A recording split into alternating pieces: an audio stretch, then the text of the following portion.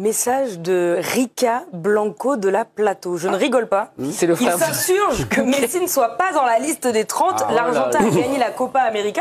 Est-ce une erreur? Oui. Il a porté quand même l'Argentine jusqu'à la finale de la Copa América. Mais il n'a pas marché sur la Copa América. Oui, mais il a remporté.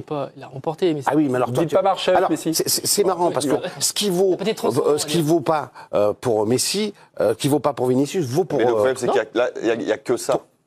Hein? C'est-à-dire que là, tu peux pas faire quand même passer à côté de 10 mois de compétition dans un championnat dont tout le monde se moque un petit peu et faire une bonne.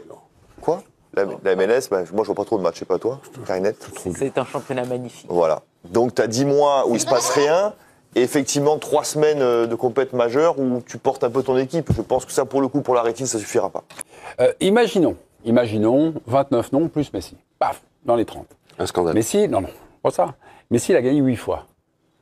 Est-ce que finalement, dans le collège des votants, là, ils sont 100 plus ça. Il fait 27e. Non, mais c'est pas s'il fait 27e, mais à mon avis, si Messi est intégré, personne n'a vu les matchs à l'Inter Miami, il est à minima dans le top 10. Elle est faite parce que c'était Non.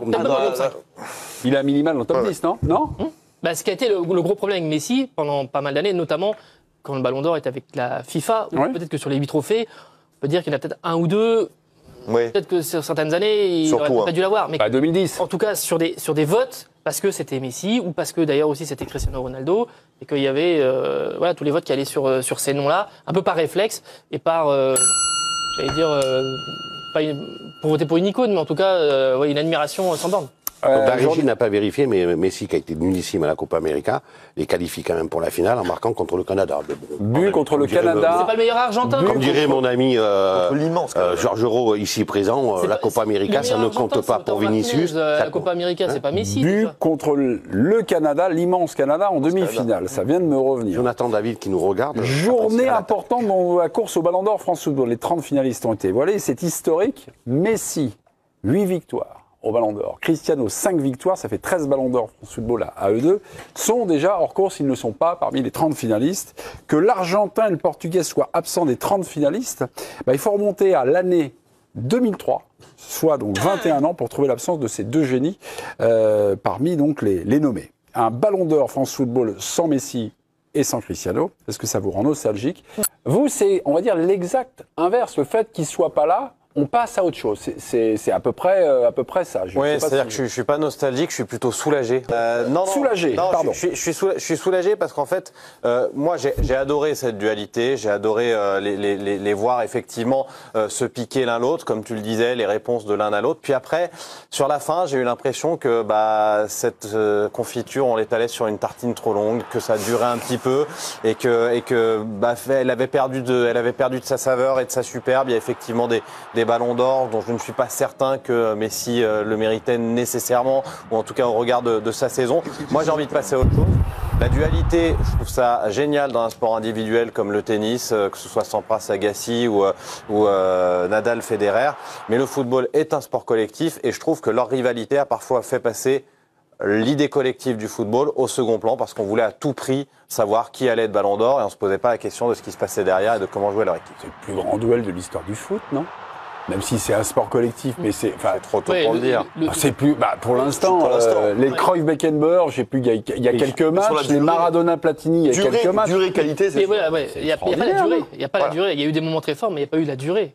Il y a quelques matchs entre Messi, Platini et Maradona, quelques matchs, mais là, quelques saisons. Là, tu as la durée, la qualité. Oui, la rivalité Nord-Sud, Naples, la Juve. Mais je trouve qu'il y a un malentendu quand même. Parce que là, on parle de la rivalité historique et qui a duré pendant plus d'une décennie entre deux joueurs d'exception que sont Cristiano Ronaldo et Messi, ça c'est une chose. Mais après, c'est sur leur présence, la façon dont ils ont vampirisé le Ballon d'Or. Moi, bien sûr, je suis nostalgique de la fin de Federer, Nadal, de Schumacher, Prost et Senna, Prost, etc., etc. Mais ça, c'est un autre débat. Parce que le débat, là, on parle du Ballon d'Or. Et sur le Ballon d'Or, je rejoins l'argumentaire de Timothée. Il y a un moment, on en a fait des produits médiatiques, c'était l'un ou l'autre. À un moment, quand Monsieur Blatter a mis un peu la main sur Ballon d'Or, il fallait absolument que ça soit Messi, il fallait absolument que ça soit Ronaldo pour des raisons commerciales. Et au final, on a quand même un peu escroqué le football et les footballeurs, parce que je pense à Franck Ribéry. je pense à Xavi, ils auraient au moins mérité sur cette Et- Eux ne sont de pas l'histoire. responsables de ça. C'est les votants, c'est Sepp Blatter, c'est tout Ouais, ça mais qui enfin, est Mais en ça fait, fait perdre de la Tu saveur. veux que je te rappelle, tu veux que je te rappelle à un moment le collège, il y avait le collège des sélectionneurs et des capitaines. Et il y a quelques capitaines, que je ne vais pas citer en Amérique latine, qui avaient dénoncé en disant mais c'est pas du tout mon vote, quoi. Je veux dire, il y avait eu de collèges. Mais oui, mais Messi et Ronaldo ne sont pas responsables Non, mais je te que dis- je te Ribéry dis se fasse voler que le ballon mais d'or je les avec accuse de la rien. prolongation des votes, Je etc. dis simplement qu'à un moment, dans cette histoire de ballon d'or, on a tellement vampirisé le duel, on a tellement fait un produit médiatique qu'on est allé à l'encontre du football et que moi je suis méritocrate et je pense que c'est une injustice que Xavi et que par exemple Et Iniesta Ribéry aussi. l'ait pas eu au nom de cette rivalité-là, ce produit marketing qu'il fallait absolument faire promouvoir avec Ronaldo et Messi. Nicolas et Jérôme, la nostalgie en général, est-ce que ça touche finalement, lorsqu'on parle de sport, des champions de votre enfance? Est-ce que vous êtes donc trop vieux pour avoir une nostalgie sur ces deux champions d'exception? Est-ce que c'est lié aussi à l'enfance? Parlez-moi de Platini, je vais être nostalgique. Parlez-moi de Dino, je vais être nostalgique. Vous me parlez, c'est pas pour minimiser la valeur sportive de Messi, la valeur sportive de Cristiano. Et je ne suis pas nostalgique pour moi. Mais à vous de jouer. Est-ce que vous êtes trop vieux ou non? Non, mais je suis un peu nostalgique en ce sens où on pourra se dire qu'on a été contemporain de cette époque-là, d'avoir vu deux des plus grands joueurs, si ce n'est les deux plus grands joueurs de ce sport. Donc c'est ça. On a déjà un petit pas de recul, déjà, Oui, mais- dans le côté... Enfin, Mais moi, je suis pardon. plus, en revanche, enthousiaste de me dire qu'il y aura peut-être, et je rejoins Bernard par rapport vraiment à la question du Ballon d'Or, sans doute des votes plus serrés et des configurations que l'on a, comme on a cette année, c'est-à-dire des joueurs qui, qu'on a dit tout à l'heure, on coche pas toutes les cases et qu'il y a peut-être un petit peu plus de suspense. Et puis en plus, tu n'as pas une génération qui prend le pouvoir, tu as des générations. Et qu'entre aujourd'hui, des gamins qui ont 17-18 ans jusqu'à 27-28, tu te régales. Sans faire une liste exhaustive, tu fais Haaland, Mbappé, Yamal, Vinicius, Bellingham, je vais pas plus loin. Déjà, tu en as 5, je peux dire, sur les prochaines années. Enfin, voilà, le jeu est plus ouvert. Et je trouve ça assez excitant. on est déjà dans l'après. Donc, pas forcément nostalgie, vous avez Non. confiance Non. sur l'avenir. Et D'accord. non, ok, non, vous avez- non, et non plus, parce que même si l'hommage de Kane était très beau, et je partage 1000 fois ce que tu as dit, mais on l'a vécu. Je me considère déjà comme privilégié, et en plus c'est tombé à peu près quand j'ai arrêté ma carrière, donc j'ai pu suivre ça vraiment à vos côtés et dans les émissions. Enfin, on a vécu ça tout le temps, tous les week-ends. Et ils t'ont pas les marqué le semaines. but. Non, je suis invaincu contre eux. Voilà, tu as des rares gardiens au Ça, monde ça, à pas avoir c'est pris pas rien, quand même. de but de Donc, Messi si et tu veux- Ronaldo. Ouais. Pour ça d'ailleurs tu fais l'émission. C'est marrant que mais vous parliez de l'enfance. Moi, la nostalgie, oui, je l'ai eu. Moi, j'étais fan d'Agassi. Quand il a arrêté, j'ai chialé. Et quand j'étais gamin, il y avait Jordan, Magic Johnson. Après, tu as eu LeBron James et Stephen Curry. Je veux dire, il y aura d'autres trucs. L'important, c'est d'avoir vécu, je trouve. Et donc, je suis pas nostalgique parce que d'autres belles histoires vont s'écrire. On en a mangé, excusez-moi, on en a mangé et jusqu'à plus faim, tu vois. Est-ce que ça te choque de ne pas voir Léo Messi dans les 30 nominés pour le Ballon d'Or? Salut à toi et bienvenue dans cette vidéo. Dans cette vidéo, on va parler du Ballon d'Or. Mais avant de commencer, si tu me découvres à travers cette vidéo, ici on parle de foot. Ici, nous, on est passionné par le foot. Le foot, c'est notre passion. Donc, si tu es intéressé par la thématique et surtout, si tu aimes ce genre de contenu, si ce genre de contenu te parle, n'hésite pas de t'abonner, d'activer la cloche de notification pour ne rien manquer les prochaines vidéos qui vont arriver sur la chaîne. C'est qu'on est parti. Alors, France Football a dévoilé la liste de ses 30 nominés pour le Ballon d'Or et Léo Messi n'y figure pas. Léo Messi n'est pas dans la liste des 30 nominés. Messi et CR7 ne sont pas dans la liste. Est choquant. Depuis 2003, il y avait au moins soit Messi, soit Cristiano Ronaldo ou les deux. J'avais soit Messi, soit CR7 ou les deux depuis 2003. Pour la première fois, il n'y a pas ni Messi, il n'y a pas Ronaldo. Déjà, moi je pense que Messi devait au moins être dans les 30 nominés. Pourquoi je le dis? Je trouve que il performe quand même avec l'Inter Miami, même si ce n'est pas un championnat majeur, même si c'est un championnat de seconde zone, mais marquer des buts, ce n'est pas facile.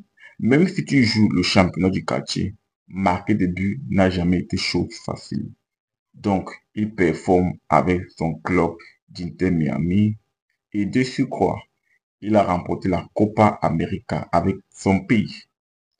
Oui, il n'a pas été un acteur vraiment majeur dans cette Copa América. Mais le simple fait de savoir que Léo Messi joue, ça bouleverse les défenseurs. Ça bouleverse sérieusement les défenseurs. Lorsque tu es un coach, ok, tu es un coach et tout, et tu joues contre peut-être l'Argentine ou bien l'Inter Miami, ta façon de préparer le match change. Lorsque tu as Messi en face, lorsque tu es un coach, ta façon de préparer les matchs change. Ta façon d'aborder les matchs change. Ce n'est plus la même chose. Messi, il a au moins 2 joueurs sur lui, ce qui permet aux autres d'avoir plus d'espace. C'est ça qui a permis à Lautaro Martinez de briller. C'est parce que tu avais Messi. Tu avais la présence de Messi. Ça a libéré les espaces. Donc, le simple fait de ne pas le voir, au moins dans la liste des 30 nominés, pour moi, c'est un peu bizarre, puisque il mérite sa place dans les 30. Il mérite sa place dans les 30. Je ne suis pas en train de dire qu'il devrait forcément gagner le Ballon d'Or, ou bien qu'il mérite de gagner le Ballon d'Or. Ce que je dis ici, au moins dans les 30, il mérite sa place. Il mérite sa place. Vu ce qu'il a accompli ces saisons. Je ne suis pas en train de dire qu'il a été meilleur que tout le monde sur cette saison. Je dis juste qu'au moins dans les 30, il devait au moins y être. Il devait au moins être dans les 30 nominés. Maintenant, Cristiano Ronaldo, beaucoup de personnes jugent que Cristiano Ronaldo devrait aussi être dans les 30. Moi, je ne pense pas. Cristiano Ronaldo, certes, il marque beaucoup de buts en Arabie Saoudite, mais, je trouve qu'avec son pays, il est vraiment catastrophique. La preuve à l'Euro, il a été catastrophique à l'Euro. Il a marqué 0 but à l'Euro. Il a eu même un penalty contre, je pense, Yann Oblak. Il a raté au penalty. CR7, comme je le disais, il était mauvais à l'Euro. Il a raté un penalty contre Yann Oblak. Il n'a pas été performant. Il n'a pas porté son équipe durant l'Euro. Son équipe a été éliminée en huitième de finale contre l'équipe de France. Bref, CR7, pour moi, sa non-présence dans le 30, pour moi, c'est justifié. C'est clairement justifié. Après, tu as également un Kevin De Bruyne que moi, je ne trouve pas. Je ne trouve pas Kevin De Bruyne dans la liste des 30. Pour moi, c'est vraiment un scandale. C'est scandaleux. Pour moi, Kevin De Bruyne méritait sa place dans les 30. Il y a également Mohamed Salah.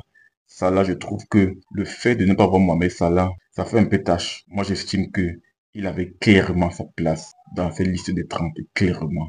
Dans cette liste des 30 nominés pour le Ballon d'Or, pour la première fois depuis 2003, il n'y a ni Messi, ni Cristiano Ronaldo. Ça marque clairement la fin du nez. Après, partage-moi ton ressenti en commentaire sur la thématique. Et si ce n'est pas encore fait, n'hésite pas à t'abonner, d'activer la cloche de notification pour ne rien manquer des prochaines vidéos qui vont arriver sur la chaîne. On se dit à très bientôt pour notre vidéo. Ciao, ciao.